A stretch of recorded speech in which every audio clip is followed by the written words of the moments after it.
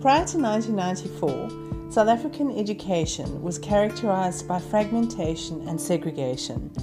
The divisions were largely along racial lines, but children with disabilities were also segregated in special education. Since our new democracy, these departments became one general education system, but we still experience segregation, as the prevailing belief is that children with disabilities should be educated in special schools.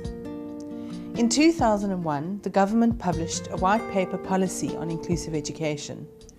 This policy outlined a 20-year plan to transform South Africa's education system into an inclusive one. Special schools are to be converted into resource centres, where specialised expertise and resources can be shared with other surrounding schools so that more children benefit from the support. All other ordinary public schools are to become inclusive schools, accommodating all learners in their catchment area, even those children requiring higher levels of support. This policy has faced significant challenges in its implementation. The attitude and willingness of ordinary school teachers to teach inclusively is one of them. This is coupled with the lack of continuous professional development of teachers to equip them with the skills necessary to differentiate their teaching.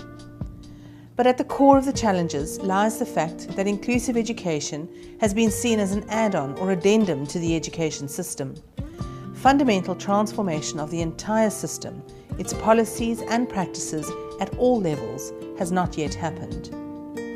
The misconception that inclusive education is only about disability is still widely believed.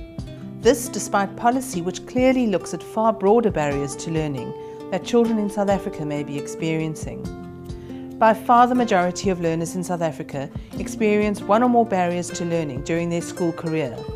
For many, these are the result of the impact of socio-economic conditions in which they live. Hunger, domestic abuse, community violence, dysfunctional family units create conditions that are not conducive for learning. Added to this are the systemic barriers that exacerbate the situation.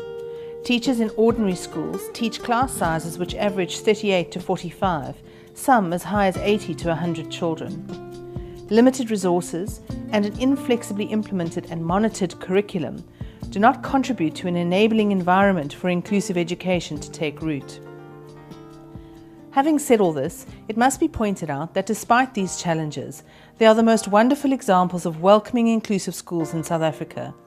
Schools where every child is accepted and difference is acknowledged as a valuable resource, where all children are supported to learn so that they reach their full potential. Where teachers realize they often need to change the way they do things in order to teach in the way that children can learn, and not expect a child to have to fit in.